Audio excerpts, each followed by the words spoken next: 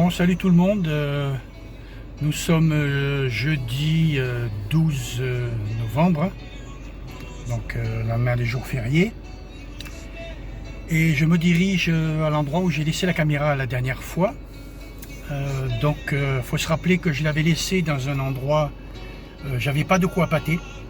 Alors, j'ai choisi ce qu'on appelle une coulée. Et on va faire un petit jeu. Hein, on va regarder si je me suis bien débrouillé. Hein, bon, faut savoir qu'ici, on n'est pas dans les swamps en Floride ou dans certains coins où on met une caméra quelques jours et puis il y a quelque chose qui passe devant obligatoirement. Ici, il faut vraiment choisir ses coins. C'est un métier, si je peux m'exprimer ainsi. Et souvent on voit les gars, ils laissent les caméras pendant 6 mois, ben c'est sûr, au bout de 6 mois il y a quelque chose qui va passer devant. Là elle est restée qu'une dizaine de jours. Donc on va faire un petit concours sur 10 points, c'est-à-dire 10 films, parce que j'estime que 10 est un maximum. Si j'ai 10 films, je suis vraiment bon. Si j'en ai 5, ben j'ai reçu au bac ou au BTS, comme vous voulez. Si j'en ai 2 ou 3, je suis mauvais. Et s'il n'y a rien, eh ben, c'est bon, vous pouvez vous désabonner, cassez-vous. Je suis un nul, je vous raconte des histoires. Bon, donc là vous voyez, je suis encore dans Cayenne, je suis sur le bitume, on va dire, sur une station d'essence. Donc je fais ce film avant d'arriver en forêt. Je ne sais pas ce qu'il y a encore sur la caméra. On va le découvrir ensemble.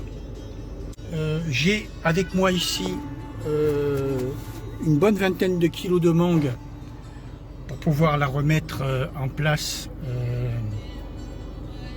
dans un autre endroit.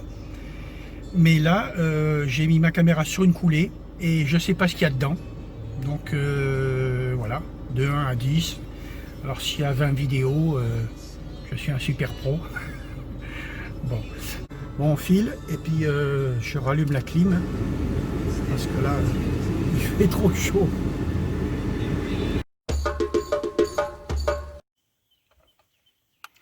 Bon, je refais le plein de la mitraillette avant d'attaquer la piste. Pourquoi j'enlève ça? Parce qu'après en roulant... Voilà.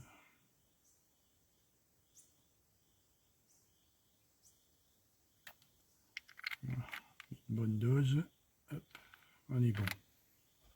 Bon, j'ai fait une connerie ce coup-ci, j'ai oublié ma scie. Espérons que j'aurai pas un arbre qui va tomber en travers. Parce que sinon j'ai que mon petit couteau pour m'en occuper. Et ça risque de devenir compliqué. Mais bon, ne parlons pas de malheur. Hein. Ah, il a plu ici, il y a une belle flaque d'eau. Mais qui n'est pas très profonde.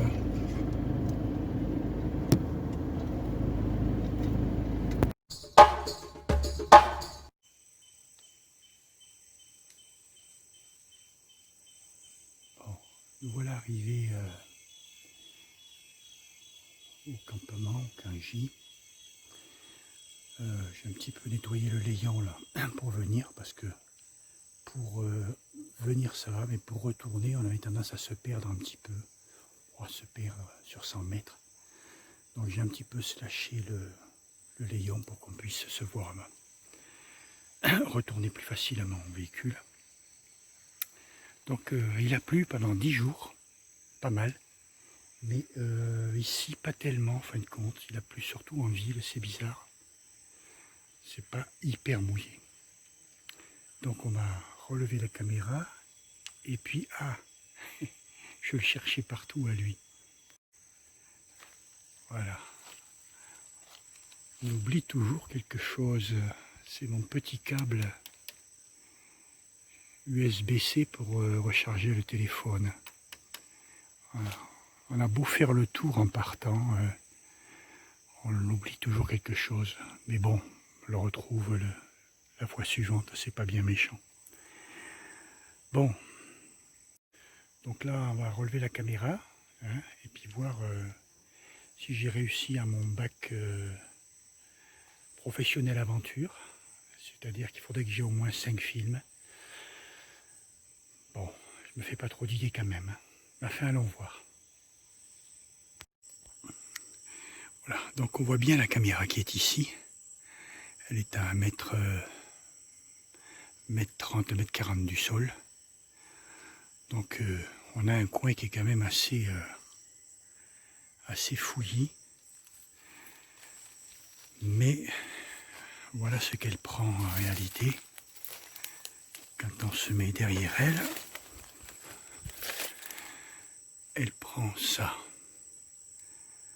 Donc pour moi il y avait une piste ici. Une piste qui descendait là, fait une coulée et une autre là. Et qui se rejoignent là en bas. Mon toit il a bien tenu. Vous voyez, une dizaine de jours.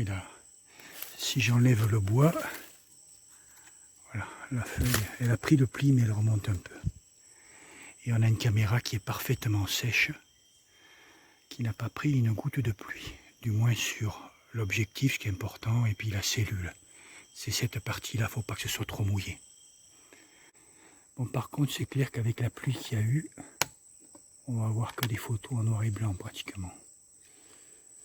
Alors, j'éteins.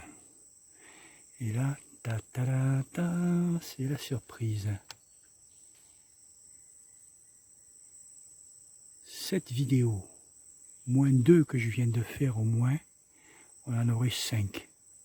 À 5, j'ai mon bac les gars. Mon bac d'aventurier professionnel.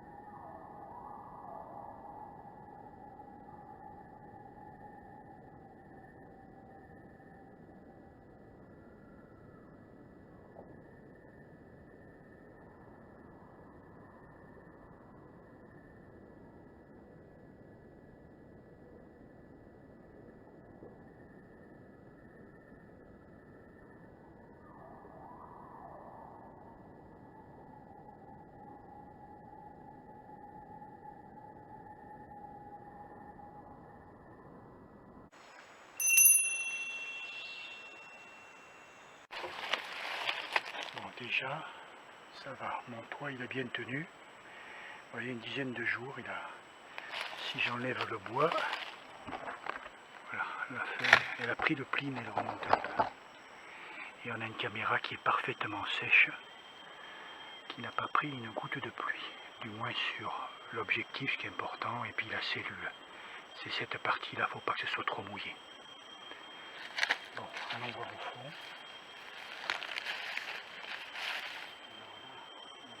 Dérapage ici, ça va être un gros sabot.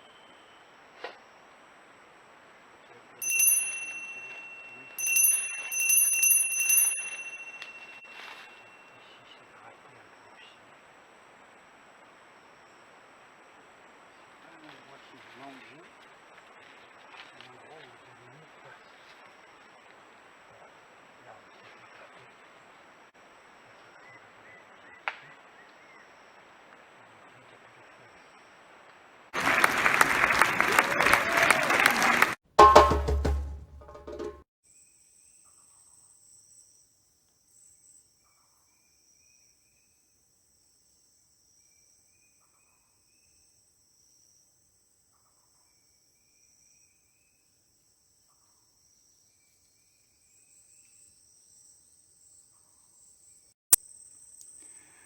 Bon, la caméra est donc posée, prêt à faire feu. Et donc on a ici un chemin qui descend comme ça de la montagne, il passe au pied de la caméra, il continue, il s'en va par là. Et on en a un deuxième qui suit ce gros tronc là, qui passe derrière le palmier. Donc moi, j'ai tout mis ici. Voilà. Et on va dire que la caméra doit prendre à peu près ça. Ouais. Voilà ce que prend la caméra. Donc là, à mon avis, eh bien, ça fait miroir. À mon avis, ça devrait le faire. Bon, le temps n'est pas trop sûr. Je vais essayer de rester quand même un petit peu à l'affût, assis sur le tronc, 1 heure ou 2. J'ai de quoi boire. Et puis, voir si jamais il y a quelque chose qui passe. Puis après, bon, on rentre, quoi. Voilà. Un petit coup de flotte qui arrive. J'ai pas de poncho, pas de parapluie, rien pour m'abriter. J'ai juste pris une petite poche pour mettre mon portable à l'abri, comme il n'est pas trop étanche. Mais bon. Alors voilà ce qu'on trouve au pied de l'affût. Ça c'est quand même intéressant. Voilà. Quand il y a ça, eh bien, il y a de la biche. Il y en a un autre ici, plus petit. Et par là, voilà, là un autre qui s'est ouvert ici. Un autre ici. Et ça, eh bien, la biche elle aime beaucoup. Bon, je mets le portable à l'abri, parce que là c'est parti. Voilà, donc là on voit bien mon lion avec les slashes sur les arbres. Essayer de grossir un petit peu, voilà. Donc là on ne peut pas se paumer. En sachant que la route, enfin, la piste elle est tout en haut, on voit où c'est clair là. Sauf qu'on y va à 45 degrés. Et moi j'ai pris ce lion parce que c'est quand même plus facile.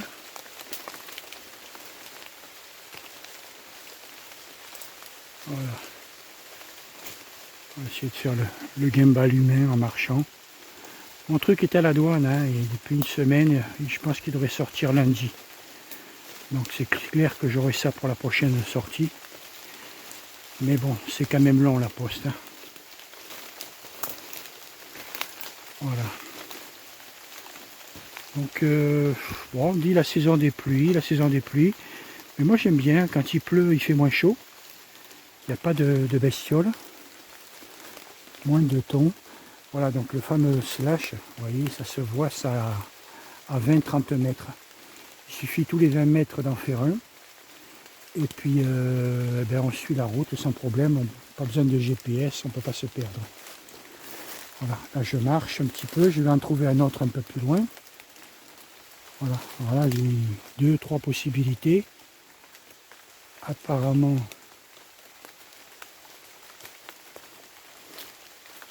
je ne sais plus où c'est. Apparemment, il y a une branche cassée, voilà. Et là, vous voyez, sous l'arbre ici, paf, il y en a encore un autre. Voilà. Bon, en plus, là, c'est vraiment, c'est pas un layant, c'est une autoroute, quoi. Voilà, on en voit un autre en face sur l'arbre ici. Donc avec ça, ben, c'est très facile de se repérer. Alors évidemment, on en fait un de chaque côté pour l'aller et pour le retour. Si j'en ai un ici, en principe, voilà, j'en ai un autre de l'autre côté.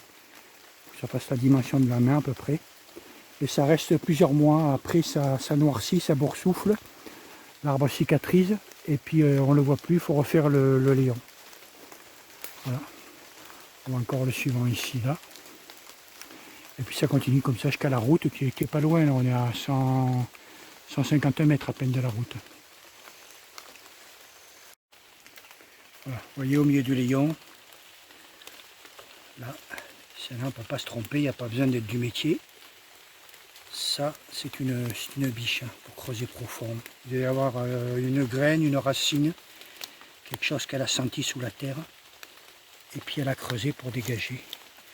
Et la différence par rapport au pied, quand on a ça, ben on sait que ici dans le coin, on a quelque chose. Voilà. Et là, juste 2 mètres plus loin, vous voyez, c'est encore creusé là et là. Donc c'est bizarre parce que j'ai pas vu ça à l'aller. Là, je viens de faire des marques sur ce petit bois ici. Et à l'aller, j'ai pas vu ces traces. Ça a l'air vraiment tout frais. Vous voyez, là je pouvais pas les louper. En arrivant comme ça, je pouvais pas les louper. Voilà. Et là on revoit mon layant qui est marqué ici puis qui part là-bas. Donc ça a l'air d'être fait maintenant. Alors ce qui me plantait, c'était ce coin. Moi, je repartais vers là-bas, puis j'allais me perdre. Alors que mon layant, on le voit, il est un peu sale. Mais on voit que les bois sont coupés plus courts, il part par là. Et là, on voit la lumière derrière, c'est la piste qui est à 80 mètres à peine. Bon ben, j'ai bien fait de rentrer. Parce que je sentais que ça allait se couvrir. Donc tant pis pour l'affût. Alors, il me restait un petit peu à boire, j'avais gardé dans mon sac, mais j'avais rien mangé, et j'ai faim. Et en fin de compte, dans ma boîte ici au milieu, j'ai trouvé ça. C'est un paquet de biscuits, on va cacher la marque. Hein. Alors, apéro picot à l'épeautre, sésame et cumin noir. Donc c'est des sortes de petits crackers à la farine d'épeautre. Et ben c'est vachement bon parce que ça cale l'estomac.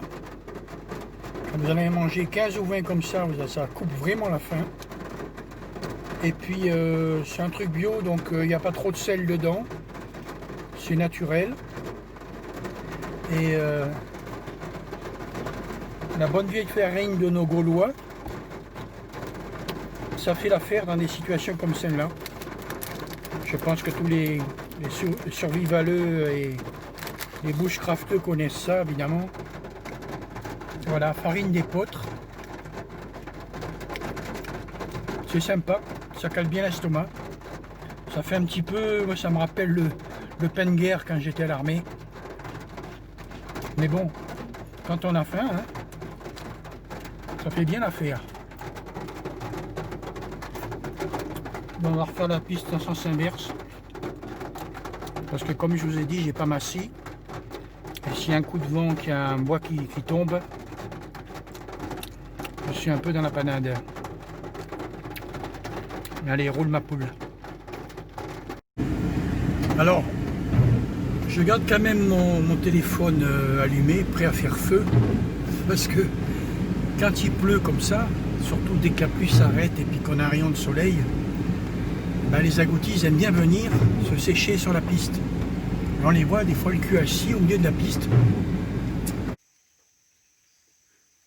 Donc on s'est arrêté sur cette place en latérite parce que je vais essayer de vous montrer des engoulevents. C'est des oiseaux qu'on voit la nuit généralement. Mais là, moi je sais où c'est qu'ils dorment. Donc on va voir si on peut les filmer. Ça va pas être facile, j'aurais dû amener le trépied et puis le caméscope. Voilà, donc ils se camouflent dans ces petites fougères courtes. Et ils sont à l'abri des prédateurs parce que pas grand monde peut aller les chercher au fond. À part les serpents évidemment. Voilà.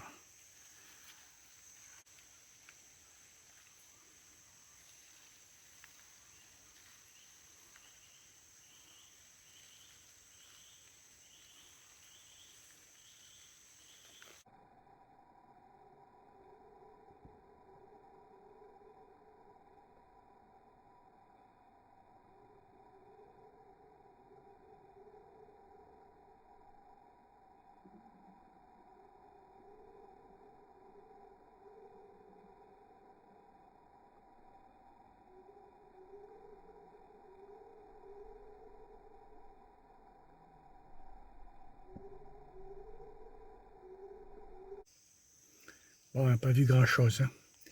Mais je reviendrai de nuit avec le trépied. Et puis je ferai un petit affût sur la place là, pour essayer de les filmer. Et voir de quelle variété il s'agit en fin de compte. Parce que je serais curieux de savoir à quoi on a affaire. Comme je vous dis, il y en a 5 ou 6 sortes, là je ne me rappelle plus. Mais celle-là c'est la plus connue, hein.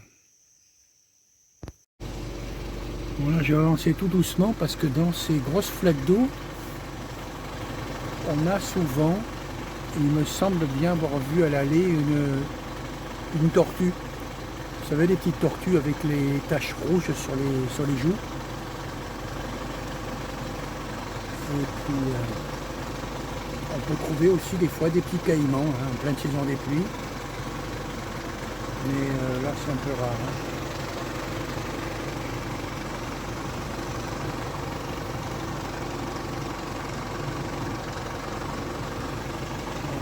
Avancer tout doucement comme ça et il revient à la surface, on voit sa tête sortir.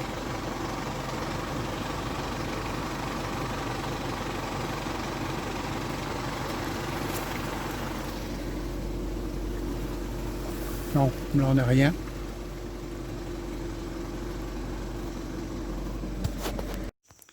Voilà, donc là on a les premières purées qui sortent. Ce qu'on appelle les jambeaux en portugais. Facile à reconnaître la feuille. Voilà, elle a deux rayures dessus. Le dessous légèrement velouté et la branche est rouge. Et on peut voir tout un tas dessus de petits fruits. Là, ils sont vraiment encore tout petits. Voilà, et ça fait des petites boules vertes qui en tombant deviennent jaunes. Et c'est excellent. Moi, quand il y en a, je m'en gave parce que c'est un goût de pomme. C'est un goût de la pomme golden un peu.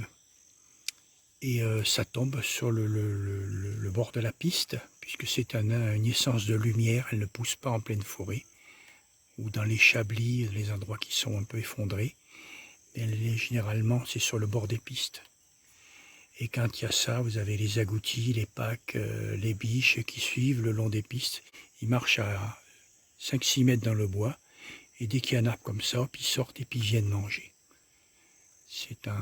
Ça dure 2-3 mois maximum, là, à partir des premières pluies. Et c'est une source de nourriture très importante pour les animaux. Voilà le jambeau. Donc voilà notre truc dont j'ai jamais parlé parce que tout le monde connaît ça ici. Hein, c'est ce qu'on appelle le zeb-couteau, les herbes-couteaux. Alors, je vais essayer d'en couper une sans me faire mal.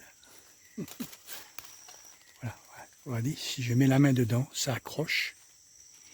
Et si vous tirez, ça coupe comme un rasoir. Voilà, il y a des dents sur les côtés. On va essayer de regarder ça. Je vais faire une petite photo en macro pour voir si on arrive à les voir. Voilà, on voit pas grand chose sur la photo parce que les dents sont minuscules. Hein. Mais vous voyez, j'ose pas tirer dessus, mais ça fait. Après ça brûle, ça fait une petite coupure qui est pas profonde, mais ça brûle. Et donc c'est pareil, c'est des herbes qui poussent à l'entrée des pistes. Et vous avez des endroits comme ça, il y en a. Vous voyez, là, mes doigts s'accrochent dedans. Si je tire comme ça me fait des coupures. Donc, je suis obligé de repousser à l'envers et puis d'enlever mes doigts délicatement. C'est une saloperie, quoi. Il n'y a pas d'autre mot.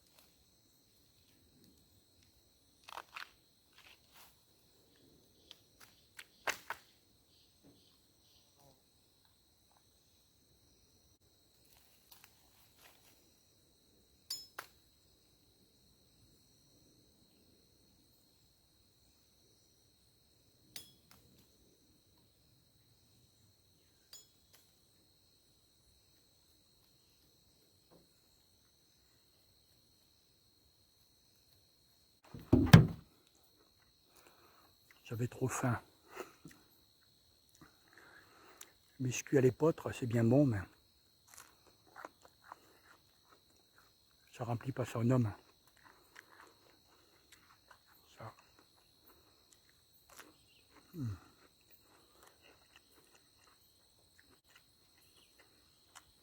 Avec une petite vinaigrette.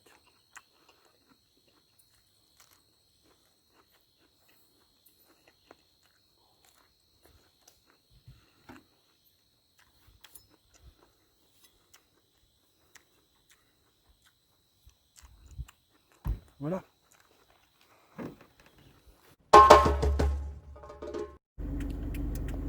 Donc voilà le fameux papillon chinois. J'en ai ramassé un là, qui s'est fait shooter par une voiture. C'est à peu près le seul moyen de les attraper. Donc c'est un peu comme le papillon monarque aux États-Unis. En début de saison des pluies, par dizaines, par centaines de milliers, ils traversent les routes. Ils vont migrer et puis ils se font shooter. Alors là, il n'est pas entier parce qu'il a normalement ici, voilà, il a deux petites pointes ici. Mais quand je l'ai attrapé, moi, il y a une fourmi qui est en train de le becqueter. Donc il en manque un morceau. Alors on voit pas bien, mais les ailes sont vert métallique, un peu comme les morphos. Voilà. C'est vraiment très beau, mais c'est vrai qu'ici, bon, on n'a pas, on n'y fait plus attention puisqu'il y en a tellement que. Mais c'est vraiment un très beau papillon. Et donc il annonce les premières pluies, quoi. Voilà, de l'autre côté, c'est encore tout aussi joli. Alors là, on est sur du bleu métallisé, avec des bandes noires veloutées, le bout des ailes marron. Et puis toujours, c'est dommage, elle a ce petit bout de... Il a deux petites pointes comme ça de chaque côté, qui sont cassées. Voilà, vraiment magnifique.